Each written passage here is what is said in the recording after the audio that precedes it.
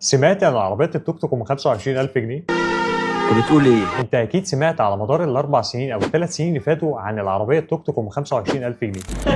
والله العظيم يا جدع، الجدع ده بيسمع حاجات غريبة وعمال ايه هي بقى العربيه دي؟ اسمها الرسمي كيوت. تصميم باربع عجلات، بتشتغل غاز وبنزين، فيها 4 بيبان والسقف يعني فيها امان اكتر. التفويله الواحده بتوصل مسافه ل 550 كيلو متر.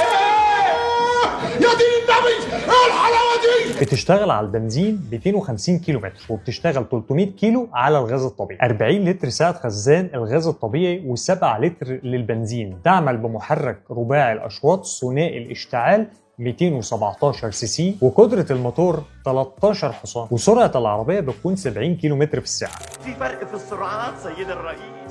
يعني باختصار دي مش عربية، دي توك توك. واقول لك على حاجة، دي مش ب 25000، دي ب 225000. انت بقى لو معاك 225000 هتقرر تشتريها؟ تابعني لو عايز تعرف اكتر. انا احمد داوود.